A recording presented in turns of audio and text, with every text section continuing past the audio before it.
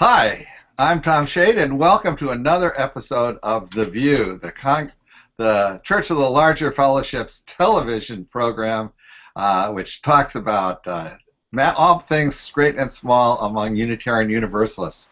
I'm Tom Shade, and I'm in Ann Arbor, and it's a beautiful day here, but let's introduce our regulars, and then we'll talk with our special guests. Why don't you take it first, Joanna?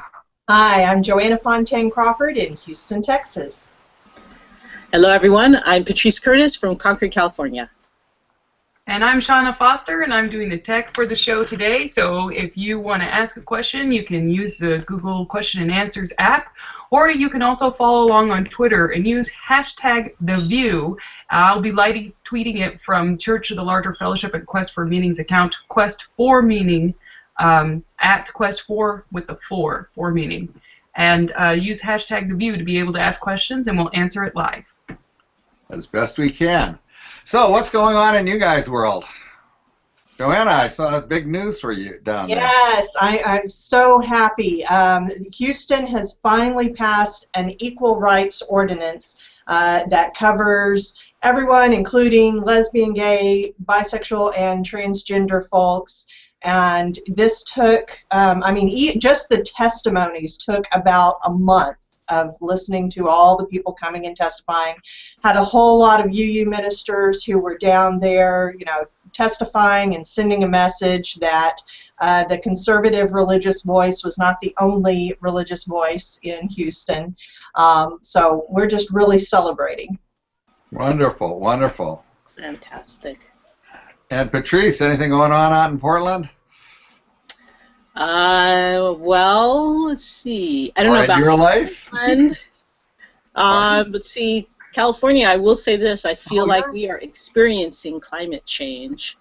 It's May, and it's already been over 90 degrees, I don't know, 3 or 4 days, which is very unusual. So we're a little scared for what summer temperatures are going to be like, but that's kind of it. There's some political stuff going on, but nothing quite as exciting as Houston. Did you manage to get down there, Joanna? I wasn't able to when they started it. It was when I was candidating in Austin, but I was so pleased to see my colleagues doing so. Even if the Reverend Becky Edmiston Lang did have to deal with a council member who did not recognize her as a minister because he thought she was a high school cheerleader. Yeah. His words. At Church of the Larger Fellowship, one of the big things that we've been doing is celebrating the life of Maya Angelou. Because she passed away yesterday, so we had, she had a lot of really great, of course she would. She was one of the wisest people ever, it seems like, and she had a lot of really great quotes about love. So it's just been great for me to just, see all that wisdom reaffirmed over and over on social media. A lot of times when celebrities die, it's kind of like, I don't know, for me, I'm just like, okay. But to see her wisdom being lifted up again and again, it's just really memorable. Yeah, I saw something, a status that someone posted on Facebook yesterday, someone who had, woken up late and said, you know what, when I get on Facebook and I see one quote, from someone I admire, then it could just be one quote. But when I see, over and over a lot of quotes from that person, it's probably sad news. And, which I thought was a very interesting, the way that we get our news now, it's something like that. And now we have learned to interpret these things. But I know that for me, when I saw that about Maya Angelou, it felt like a great aunt had died or something. It felt like someone I was deeply connected to. Now, Patrice, what about the reaction for the Santa Barbara tragedy and the Yes All Women campaign that's been coming out of there? I mean, are you close to that in California? I forget that California is so long. It's just, I don't know. It's just been so, to me, that's all been cropping up in the past week. And I was even reading a Tumblr the other day about how women are just posting what happens when they refuse sexual advances. And most of the time, it seems like it's death. Like, how many women just get killed just for saying, no thanks. It's like, it's just crazy the amount of frustration and anger that tragedy has opened up for the entire nation. Yeah, I think it's a conversation long overdue. But before I say a little bit more about that, I just want to lift up one great Maya Angelou story, the personal story actually. A friend and I went to go see her speak at Stanford University, just to give a reading, actually not speaking, but she was giving a reading. And it wasn't sort of it was kind of an old auditorium that had like beautiful colonnades and was kind of intimate space. And I wish I could remember which poem she was reading, but Maya Angelou had this amazing speaking voice. And this amazing reading voice that was so rich in timbre. So she's reading, one of her poems, and she gets to the end, and it's one of the fiery ones, and there's sort of, you feel like there's kind of a boom at the end of it, like, wow, I just got hit by something, incredible wisdom. And an earthquake took place right after, and everybody goes, oh! And it was a mini one, so then we could all laugh, but we were like, wow. Yeah, that's the power of Maya Angelou. It's kind of one of those memories that that gets burned into your brain. It was perfect. Wow. Going back to Santa Barbara, yeah, there's been a huge outpouring. There've been tons of hashtags and tweets about it. And the thing for myself that I continue to struggle with is why our country around sexuality is really struggling, really kind of a mess. And this is another example why we have such a strong rape culture, as some folks describe it, why we don't have more, not just outrage, but actually, actions that actually work to limit child sex abuse. There are just ways in which, the pervasiveness of the college rape culture, I really, it's baffling to me. It's really baffling to me the way it just continues to, in some ways, be okay. Mm-hmm. Or it is used to oppress others. This whole thing with trying to pass HERO, Houston Equal Rights Ordinance, those who were opposed to it, we always come back to the bathrooms, right? Whether it's trying to pass the Equal Rights Amendment or, it's always about the bathrooms. And the opposition was even, they were nicknaming this it was like the Child Molester Protection Ordinance, and the message that the message that they kept giving, and there were these really powerful conservative ministers who were sending out these emails, and it was the big fear of a man is going to dress like a woman to go into the women's restroom to rape the women and children. So you do that now anyway. It's not like the sign on the door. They're like, oh wait, I get my evil plans. Oh, this is the women's okay, I got to go somewhere else. Like what? Well, yes, and yeah, I mean there's so, I mean it's a ridiculous argument. it has been proven time and time again that this is not what happens. But this weird thing of I mean, and rape has always been a tool of war. So what does it mean when we are in a country that ostensibly is not at war, but we're still using it or using the fear of it in these different ways, or discounting the legitimate fear? Yeah. When the 300 schoolgirls were kidnapped and are still missing in Nigeria, that to me is an example of how nobody really said anything. I mean, the parents, when it first happened, the parents were outraged, but there was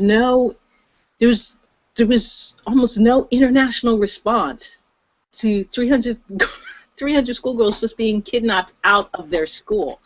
I mean, there are certain things I think that all of us, as just compassionate human beings, should go, we need to help if we can. We need to offer that help.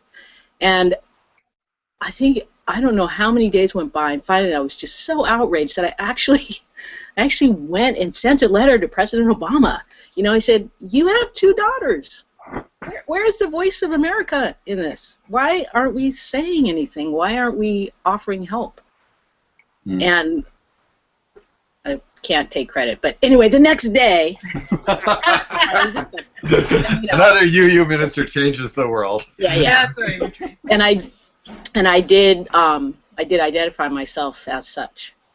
But you know, there are things like that. You know, things that to me seem really kind of low bar, kind of beyond politics, right? That we should just be able to immediately respond to and say, you know, how can we help? This is wrong. And minus all the terrorist discussion and all of that, it's not, to me, it's not about that, though I understand why it's become part of that, but it's just really about this, the fundamental belief that, you know, girls and women are worth something, you know? Yeah. That's my outrage for the day. Thanks, Shauna. No problem. I'm really good at stoking outrage in people. It's like one of my gifts.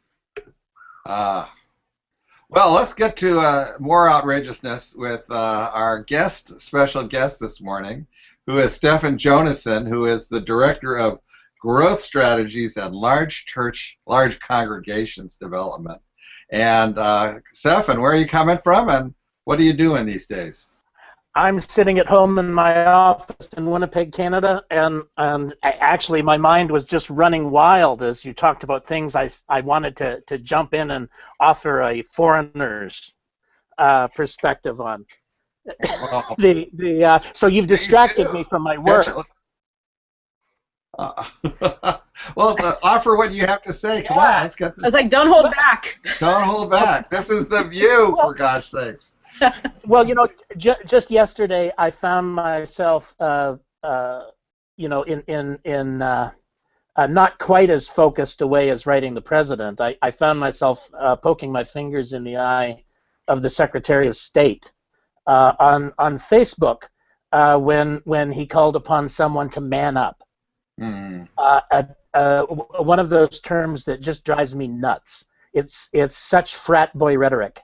That when it comes from a highly influential person in the society, to me it's as innocuous as it might be to some people. It's actually an indication of the way in which language helps to shape the world in which we live, and the way in which there is this more than vestigial sexism that exists in the way we use words. And so my observation was that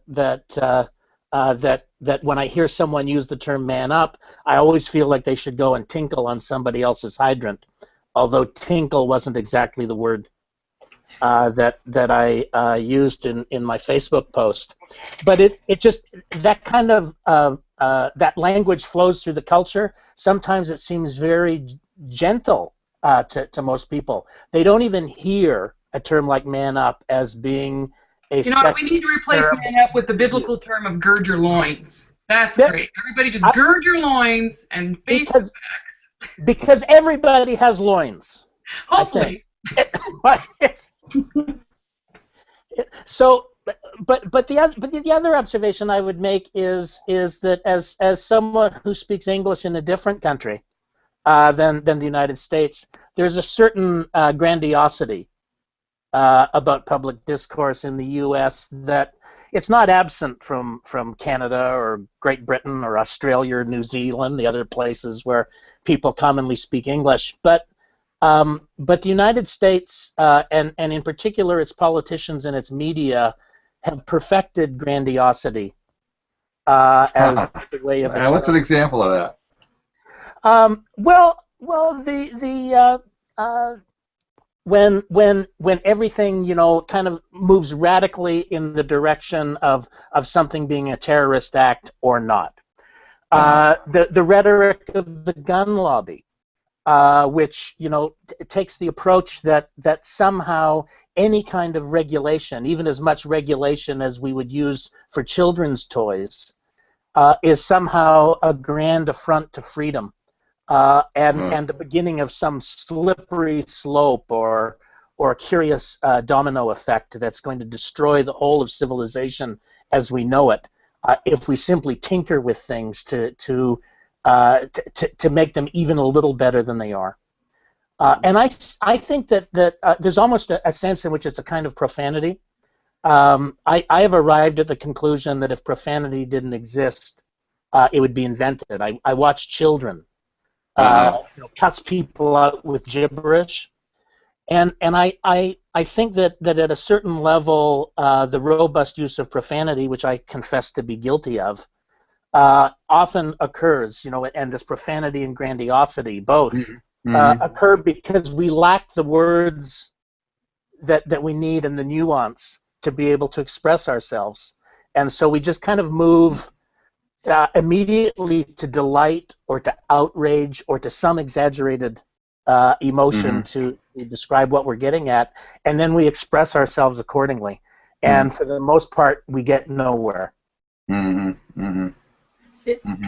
don't really understand it but what I've heard is that profanity actually serves us in some way. I think it was around, I think they did a study of pilots or something, and when something went wrong, and I don't know, something about the act of swearing that helps us move through, what we're experiencing. But that's as much as I know. I don't know if you know more. Well, I'm afraid we're going to go down the rabbit hole here because I think a lot of people want to come and have us give a magic solution for Unitarian Universalist growth, because that's what I've been advertising the show as. But on the issue of profanity, to me, profanity is actually a class distinction, because who gets to decide what is profane utterance and what is proper speech?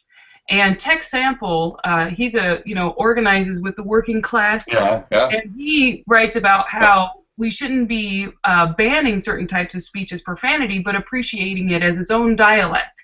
And that's my personal dialect, really. And so it's a struggle for me raising my kids, because I'm kind of like, Mommy talks this way, but if you talk this way at school, you will get in trouble. Like, there's a time and a place for those kinds of things. And so trying to navigate that, but I do agree that the way it seems, the politics of the United States, it seems extremely reactionary. It's like, if we can sell it, then that's what we're going to do, because that's what gets people to pay attention to us. It seems like we're always fighting boredom. We can't be bored with what's going on. And I think, Tom, you've had really great blogs about this kind of the Yes All Women and what the role of religion and our faith tradition should be in the face of these great societal debates and anger and reactionary things going on. Well, thanks. There's something about profanity that works because it is profane. There's something about, which I think is like really odd, is that it's like, there's the normal language we speak, but if we want to convey this, like we're flying a plane, something has really gone wrong, then we go outside the normal boundaries, right? And then we go, boom, that's a signal to everybody else that something extraordinary is happening. Of course, that gets, after a while, it gets overdone, and so you have to kind of like go a little further outside the thing. But it's all based on this notion that there's like a correct and an incorrect, and by going into the incorrect, you're indicating greater passion, sincerity, authenticity. This is what I really think. Right? When I call you a mother, that's what I'm letting it out. That's going around. Very right. Is it our goal to curse every episode? Oh yeah, well Hank is in here, so we don't have somebody to really do it, But Tom, I have to ask you, is you said, what did you say? Boom. I guess that's your like drop the bomb, huh? Boom. Boom. Like Oh, you're such a naughty man. Oh, well. Let's fill in that rabbit hole. There's also a gender piece to that. It's like when women use profanity, it's like they've gone, this is so, in a public in a public environment, they're going, this is so serious, so dramatic, I'm going to talk like a man. Mm-hmm. Right? And that, and that's the thing. I know it's different inside, all women's groups, because people are, from what I hear. But, well, let's turn to what the hell we're going to do to grow Unitarian Universalism. Territory. Just before we turn the subject, it's also curious, though, that different cultures, base their profanity on different areas of life. So if you're going to swear in French, your profanity is going to involve religious categories rather than, as is commonly the case in American English, either sexual categories or scatological. Excrement. Yeah. Yeah. Scatological. There you go. I'm always fascinated with British swear words, which means absolutely nothing to us. But they're just so fabulous and rich in some way that. Oh, I know. If you read English novels for a while, you start picking them up, and then suddenly you find out in some situation that what you thought was a rated term in English culture is actually quite profane, and you've kind of like really stepped over the line, Exactly. It's like that wonderful post where somebody's going. It's one of those funny posts where it's like dialogue with your mother or your dog and messages, and mom keeps going WTF, WTF to everything the kid is saying, and she's going, and he goes, what are you trying to say? And she goes, isn't WTF mean wow, that's fantastic? Yes, Mom. Yes, it does. Uh-huh. Keep it up, Mom. Put that in your resume, Ma. Okay, on my test. WTF. Oh, that's not as funny for the as the people one who are from watching your dog. out there, you can use Google's question and answers app if you want to ask our guest Stefan anything about UUA or UUism and growth strategy, and also you can follow us along on Twitter. So, Stefan, do you have anything that you want to start out talking about? You better go, Stefan, because who knows where we end up. Besides cursing? Right. Holy expletive deleted. Do we have work to do? I actually think that the fundamental question we have to answer, Tom Shade raised in his blog yesterday, which is sorry, Tom. That's all right. Which is really the question: what does the world need from us, rather than what clever new ways can we find to communicate the world about who we are deep inside. That we need to come at the fundamental questions about growth and the well-being of Unitarian Universalism from the perspective of the positive difference that we make to the world at large. And to individual lives within that world, and not always simply think that we just have to figure out how to fine-tune our message, which is obviously true and obviously relevant.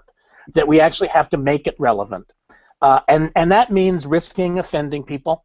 I've been counseling ministerial colleagues for years to make it their practice during the first month of a new ministry to devote one of their sermons to explaining to the congregation how they anticipate offending them during the course of the ministry, because that kind of ability to speak candidly and powerfully about the circumstances of the world, and to bring to bear this rich tradition that we really have. Unitarian Universalism wasn't invented 2 weeks before our preponderance of converts arrived in the buildings, although that's often the way that people approach it. We have this deep and rich tradition. We have a powerful history of turning faith into action, and I think that we will thrive as we kind of reach back into that sense of confidence, without being arrogant, without lapsing into hubris, but to reclaim that sense of confidence, to speak powerfully, to recognize that sometimes we will immediately regret what we've said, and we'll need to clarify for the world either what we really meant or why it is that we're so out of sync with what most people are thinking. But we need to approach this from the point of view of what is it that we have to offer the world that we are uniquely positioned, or at least especially positioned, to be able to provide to the world. How does that meet the world's needs? And if we are able to approach Unitarian Universalist growth from that angle, we can likely thrive. The approach that says we need to set numerical targets and figure out how to meet those is dead in the water from day one. Yeah. The thing that I've been thinking about is, the thing I've been thinking about is what is it that we need, and that kind of, you talk about faith in action, and I'm not sure that most of our people need an action agenda for them. A lot of folks in our congregations are, moms with young children, and frankly, getting them into bed tonight is without a major meltdown by somebody, including themselves, is enough faith and action for today. And a lot of folks are, we have a lot of folks that are silver-haired, and and I would be one if I were so fortunate, but who are not going to be headed off for 3 weeks of well digging in Africa. But what we have to offer is a connection to what's going on in the world that's that they may not have any other way to. I remember when I was a high school kid back in this would have been 1964, 64, because at a church conference in Pittsburgh, I met a guy who had been to Mississippi for the Summer Freedom Project and was back north to get his laundry done or something, I don't know, and was going back the following week.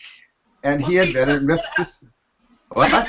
I really like this question of what do we need to do to meet the world's needs, because I'm thinking about what can the congregation give to somebody who is losing their husband to deportation?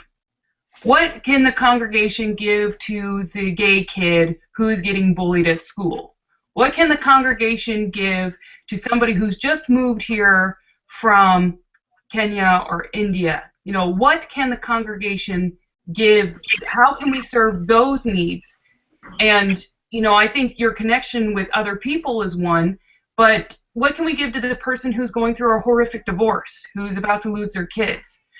That's what I'm kind of wondering. What is it in our religion that overall thematically has the thing of being able to support people who are going through tremendous times of need?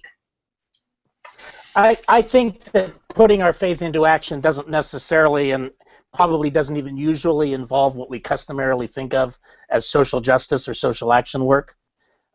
It involves making our faith relevant in people's lives.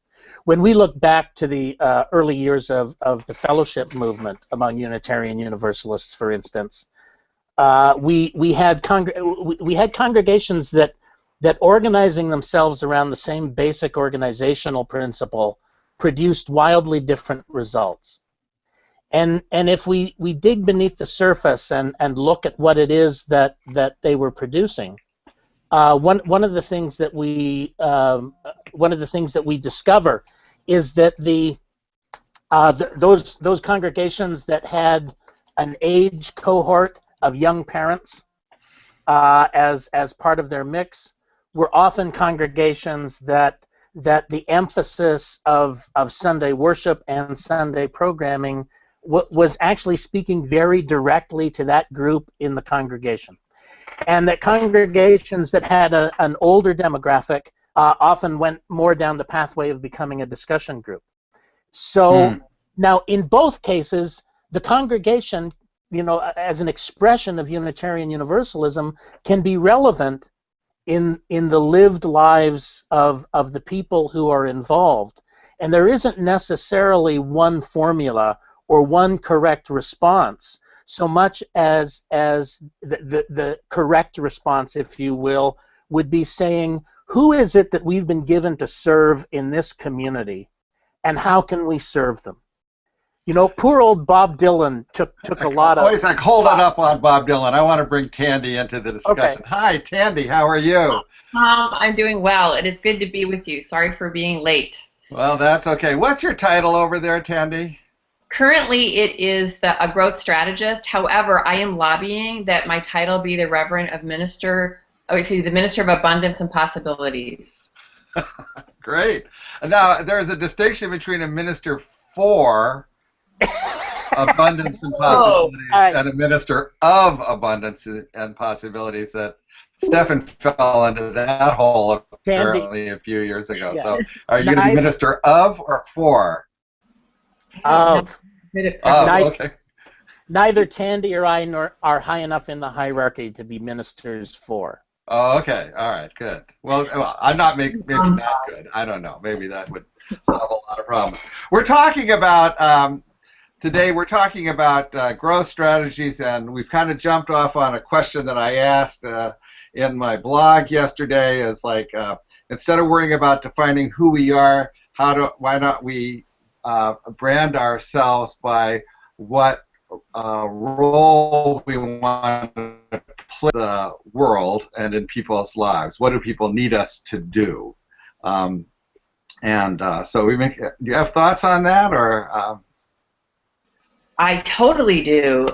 You know, the Congregations and Beyond paper that Peter came out with, I sat with it for a long time, and something that bubbled up that really excited me was the idea of turning outward, or taking an attractional congregation that was planted, you know, in an attractional way of y'all come, we'll build it and y'all come, to a more missional outward of how are we in relevant relationship with the wider community. And I really think that that's what the Congregation and Beyond paper is about, is shifting our orientation to be in a relevant relationship. And, you know, I was a teacher for years, and so I immediately go to how are we going to help people make this their own. And I came up with an exercise where you take your congregation, you make a big square, you put where are the most buzzy places in your congregation, the things that people show up for, and then in a circle, you make a Venn diagram in a circle. In the circle is the wider community. Where are the 3 places that are also the most buzzy, the most exciting in your wider community? And then where are the 3 places that break your heart? And where those overlap is where you go. That's what I call the Congregations and Beyond sweet spot. But it's like, where is your authentic calling? Where is it that you are uniquely qualified and called to be in the wider community? Now that's a really simple discernment tool, but I think it helps tease some of that out. And so when I'm out in a congregation, I'll go out in the community, and I usually do it at like Staples or Office Depot stuff, and I'll ask the folks in the community there. First, what can you tell me about the Unitarians? I'm about to go work with the Unitarian Universalists. What can you tell me? And then I get their brand, what people think they are. And then I ask them, where are the 3 exciting places in your community, and where are the 3 places that break your heart? And then when I go ask the congregation, I reflect back to them what their wider community has said. Tandi really does this. It takes 3 or 4 times as long to buy office supplies with her as it does to just do it by yourself. But you know, I was somewhere where I asked that, and it was a college town, and this woman waited on me. She had blue hair that matched her uniform. I thought it was fabulous. And I asked her about the UUs. I know, Stefan was there for this one. And it turns out she comes from a conservative background and is queer, and knew that the Unitarian Universalists were open, and that just held her. She's like, I know they're there. I'm in college. I just can't get there. And I asked her what broke her heart, and she said that there's a high population. The date rape is really high, and that women are feeling unsafe on campus. And so I went to the congregation, the community, and we did the exercise. And it turns out they had a men's group that was looking for something of substance to do. So I reflected back. They did their sweet spot exercise, but then I told them what the woman at Staples said, and you know, the light bulb went off. They're like, well, we could offer OWL on campus. Wait, we could offer an escort service on campus. So it's, you see those, like, it's those kind of things. It's like, what's your sweet spot? Go there. Don't try to be something you aren't. Go be something that you are without apology. Mm-hmm. Yeah. One of the questions that came in from, well, let's take a minute here and reintroduce ourselves. We're kind of at the halfway point. So we'll go around the circle here and reintroduce ourselves real quick, starting with Shauna. I'm Shauna Foster. I'm calling in from Omaha, Nebraska. I'm Church of Larger Fellowship's tech person for The View today. So if you are following along, you can ask us questions on Twitter using hashtag #TheView or using Google's question and answers app. I'll just keep smiling until somebody says something. Hi, I'm Joanne Fontaine Crawford. I am in Houston. Hi, I'm Patrice Curtis, and I'm in Concord, California.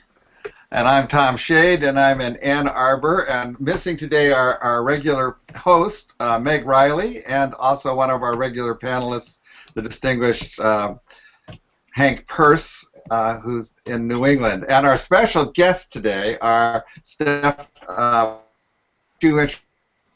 starting with Stefan and then Tandi. Okay. I'm Stefan Jonasson. I'm in Winnipeg, Canada right now, where I work for the Unitarian Universalist Association as its Director of Growth Strategies and Large Congregation Development. I have a more simple title, thank goodness. I'm Tandi Rogers. I am serving the association as a growth strategist, and right now I'm in Tacoma, Washington. About 50% of the time coming up, I am in Boston, so I go back and forth. One of the questions that came in from our audience, I think you answered some, Tandi, which was how would we identify the people in need, in our tremendous need? And you were talking about this kind of 3 Venn diagrams of who are we and what's out there and so on. So I think that question's been kind of picked up on. And another question came in from someone who said, who just worries about the focus on serving people and we may forget that people just feel lost and need direction. How much is serving people setting a direction? Do you guys have thoughts on the role of kind of normative direction that our churches might play? I'd actually like to approach it from a retailing perspective. That somewhere deep in my bones, I began my work life as a retailer, and I've never quite left the retail field. That's interesting. More than 2 years. It's unfortunate in some ways. It creates all sorts of negative images in some people's minds. But one of the things that I learned in retailing, more than 2 decades ago, when I worked for a full-service retailer, and we had a nameless large corporation come up from the United States, which became our primary competitor, and which, from our perspective, offered almost no service, but offered lower prices. But we would keep getting survey results that said that their service was better than ours, even though we were full service and they offered almost nothing except the ability to get into the store, acquire what you were looking for, and get out. and it turned out that actually that what the people actually being served ranked as good customer service was the ability to come in, get what they need, and go out into the world to live their lives.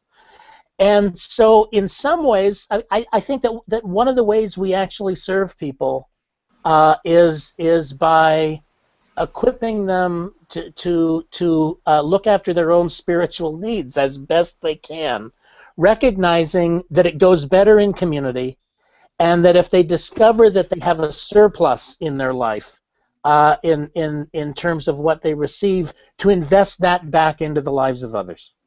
And to recognize that they themselves are called to be a part of serving the world and not just simply recipients of what the world may have to offer. I think that most people desperately, need to receive enough to feel spiritually nourished, to feel well cared for, and to feel safe in the world. And overwhelmingly, most people also have a deep need to be useful to others. Well, that's a fairly normative statement. That's offering direction to people, saying that you need to act upon your desire to be of service to others. Joanna, you look like you're going to say something. Well, I was just going to say that I think that often we make this a false binary about serving others versus developing ourselves, and I think that they're all woven together. There are aspects of ourselves that can only be revealed when we find a way to put the love that's in us into action, out into the world. And I know I'm a broken record. I always come back to how can we love the hell out of the world? Because I think that serves both. I think that makes the world stronger, and it also makes us stronger, because we have that love inside, and we're finding a way to send it out and to do something with it. So the metaphor that I'm working with at the moment goes something like this. You need to walk a spiritual path, or you're ready to walk a spiritual path. We are the people who have water stations and sag wagons, and people who will walk with you. Are you ready to go? And to me, that captures what Stefan was just saying, which is that there's this sense that, yes, one of the things that we offer people is the ability to walk their spiritual path. I mean, it is such a gift to the world to be able to follow your own spirituality and not have folks, tell you which way to go. And on the other hand, people don't necessarily want to walk that path alone. Some people do, but some people want someone to walk along with them. They want company when they get stumped. We want to talk about, well, this is, I'm thinking about this. What are you thinking about? How does that sound to you? They want people that are around them to nourish them. And then as we deepen in our spirituality and become grounded in our own spirituality, we want to look out and we want to say, hey, I can offer you some water. I can offer you some sustenance. I'm here, and so there's this ability to then go deeper and to become a servant, out in the community.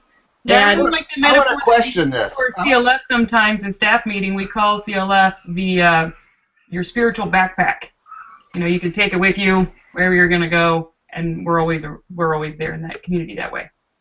I'm going to question this for a minute here. Can I do that? All right, because development and spiritual growth as an individual process, and yet in my own life, where I develop spiritually is in the context of the broadest levels of social movement and the social situation in the United States. I develop spiritually when I confront, and I am confronted by, the persistence of racism. We've all gone through a spiritual thing this last weekend around understanding the level of misogyny and rape culture in the country. That's spiritual development in a very profound way, and it's not like me, walking around with my own individual stuff. I think that this question of spirituality as a private, personal thing, and social justice as this other thing, a kind of a distraction from spirituality, is like a 1980s bifurcation that was pushed on us by a culture that we were losing in. But I have to push back and say that's not at all what I said. Okay, well, I wasn't trying to push you into it. Maybe okay, well, you said it's like no. I would still say it anyway, even if you didn't say it. I thought, okay, let me be clear again, right? The the us as servant, the us as being in relationship, there are times when people want to go sit, you know, whatever, sit in the chair, meditate, look at it, whatever it is, and be on their own. But there are also times when we want to be in community, when we want to be actually with people and talking with people and being engaged with people. And the reason I guess I like the metaphor of the walking, it could also be running or jogging, but I'm thinking of like doing a marathon where you're going through all kinds of I guess I have this whole picture in my head. You're going through all kinds of woods and scary bits and parts that you want to stop and sweating bullets and having to stand in place and gasp. Obviously, I'm not talking about a world-class athlete. This would be my marathon. And the blisters on the feet and all of those things that we go through, and to know that there's a sag wagon, and I could just sit my butt, in a car and let somebody drive me for 3 miles, and then get out like, okay, now I have strength, I can go on. Okay, just to flesh out. And there are social implications of that. We can't live in a just world or follow a truly spiritual path if half the people don't have shoes, right, and if 1% of the people own most of the water. Yeah. Yeah. Can I hold up? There's two phenomena in organizations going on that I think congregations can really learn from. The College of Social Justice, I have been so impressed with how they're taking service and turning it into faith development. And so asking the questions of who are you and why are you doing this before you go in and have the experience. And then throughout asking the question, how is this bringing me closer to my faith, challenging my faith, challenging who I think I am. And then coming out of it asking, okay, so now what? Now that I've had this experience, what am I called to do? And I think if congregations sent teams to experience that and brought that back to their congregations and applied it, it's not a new model certainly, but it's one that I've been so impressed with how they're being very faithful in the service. So College of Social Justice, huge fan. I'm hoping my kids go do that soon. And also the concept that Karen Bellevance Grace came up as a FOS fellow, the full week faith, which is equipping people with tools to be Unitarian Universalists 24/7 wherever they are, in whatever community they are. And I just, those two things, there are many things that excite me, but those two in particular I think speak to what we're talking about now.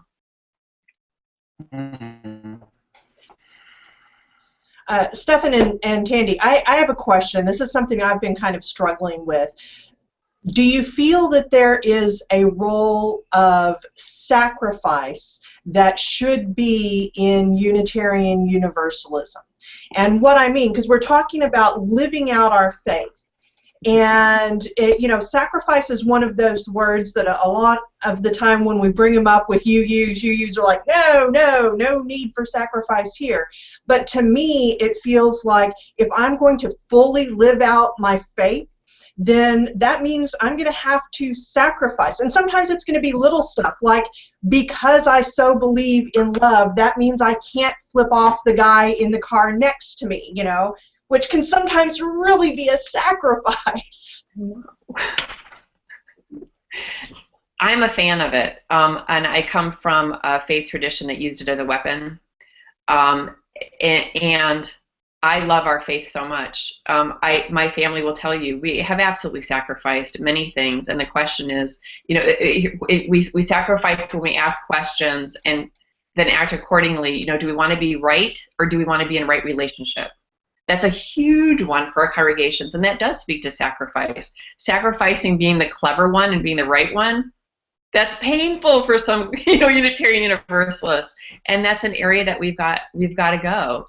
Sacrificing the community that I love, that comforts me and holds me in my little box, sacrificing that so that we can offer our transforming communities to people in need. Yeah, that's a sacrifice too that we've got to face.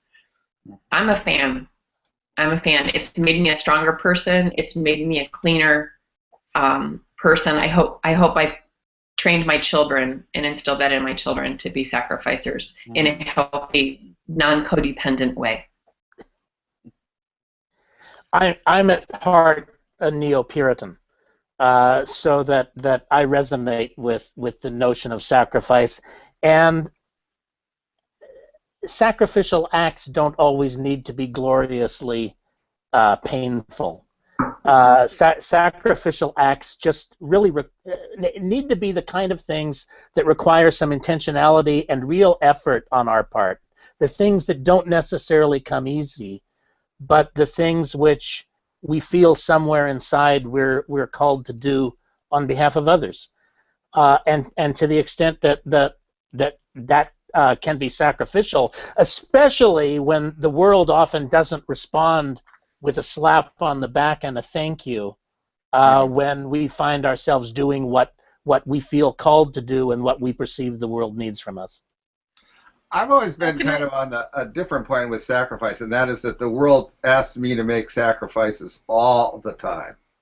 And the question for me is, what is my attitude toward that? Do I resent sacrifices? I mean, part of what I think a lot of people who are my age and older are being asked by events is to sacrifice their role as leaders in their congregations, and letting younger leaders come up and take the role, and it means giving up a certain amount of satisfactions and pleasures and even self-definition, and but yet it's inevitable and it's happening, and so do you fight it? Or do you fight it?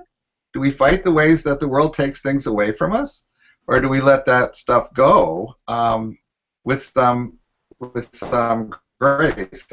Anyway, the world asks enough of everybody just through the process of aging that you don't really have to go looking in some sense for self-sacrifice in some ways, but sometimes it's like it takes a lot of work to avoid it. It takes a lot of work to be, when you're confronted with the social realities, it takes work to avoid them and ignore them.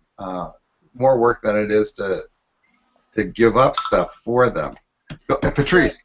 Yeah, I was just going to ask y'all what you think about the way Unitarian Universalists practice Lent. Speaking of sacrifice. I think one that I've seen on Facebook that's fairly popular is taking a photograph a day. That was Barb Grieve came up with that. Brilliant. I loved that. And I don't know if you noticed this, other faith traditions picked that up. This year, right? I think this year they did, yeah. Oh, I saw, well, at least on I'm watching it on my Facebook feed. So I was so happy, so happy. I thought that was pretty awesome.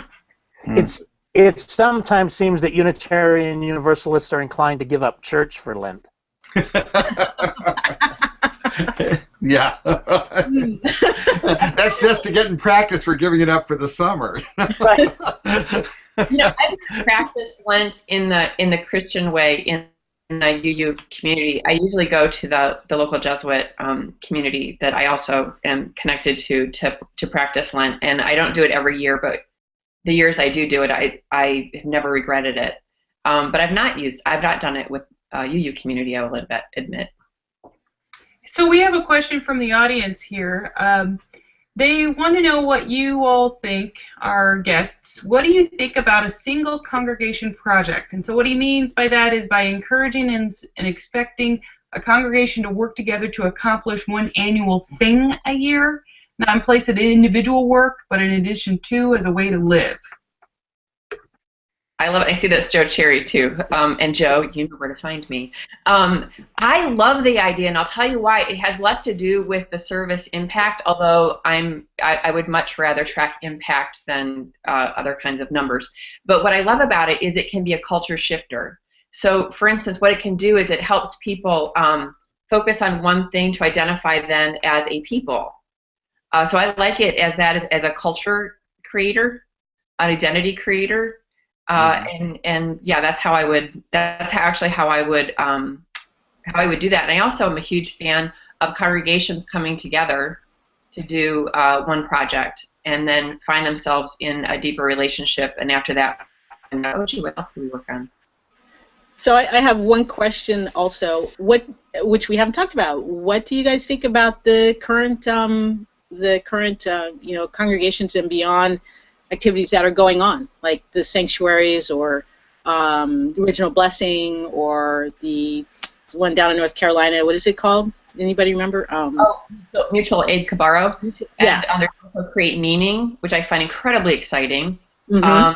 And I would say Church of the Larger Fellowship is just constantly coming. You like are the incubators of congregations and beyond kind of initiatives. So what do I think about them? I think they're fabulous. And how are they affecting the greater? How are they affecting? Because a lot of people haven't heard of them, but how do you think they're affecting our denomination as a whole?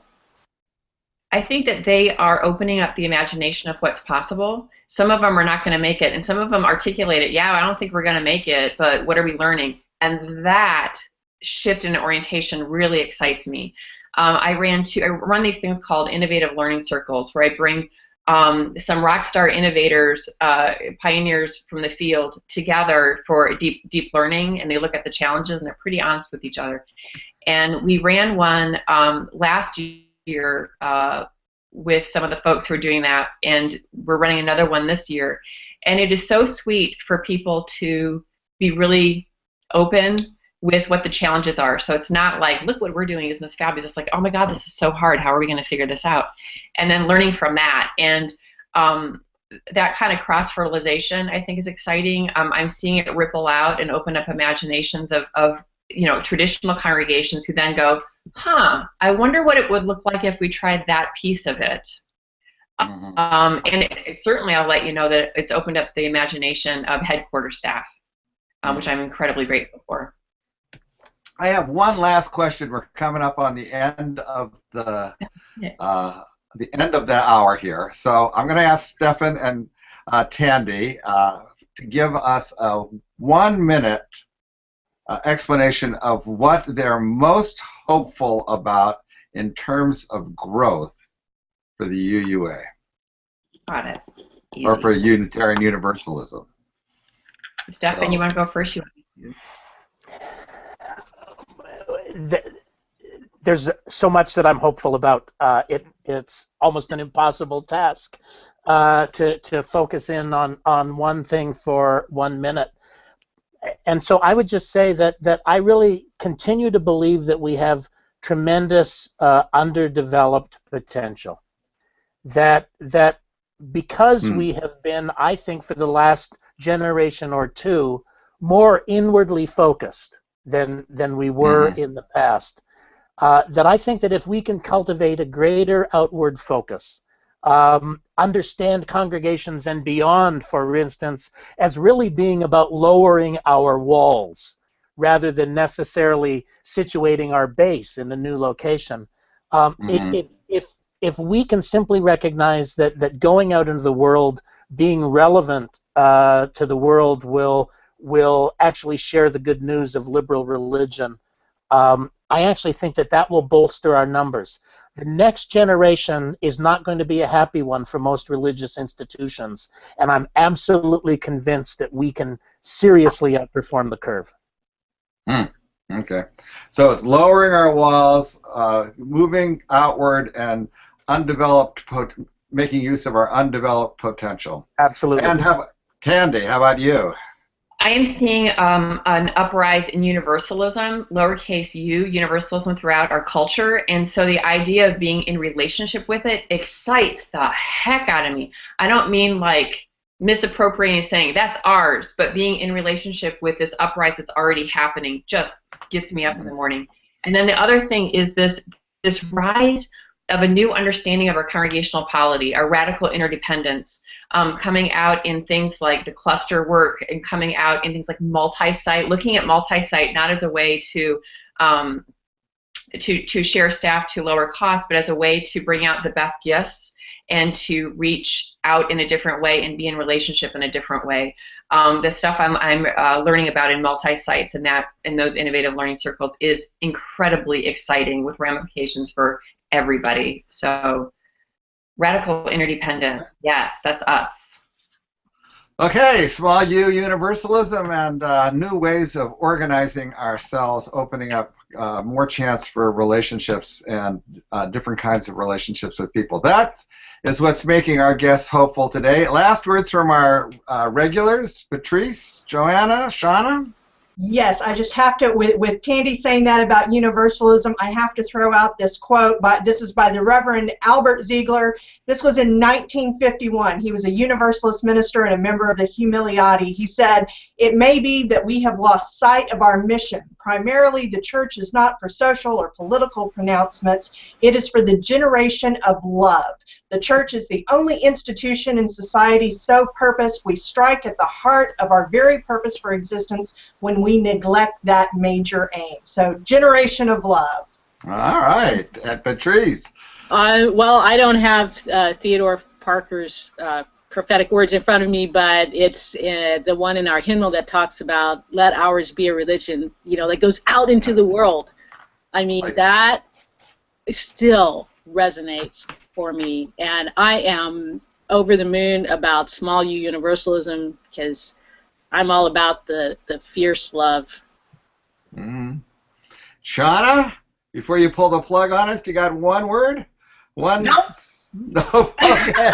One We word. are out of time. Obviously, we could have gone on for another couple hours with these, with Tandi and Stefan. Next week on The View, what do we have next week? We have... Next week we're going to have Gone Southward with the new UMA, with all the new stuff that they've got going on there. So that's great. And the week after that is All right. Thank you very much. That is Faithify. So tune in and thanks for watching us today. Bye. Bye. Bye.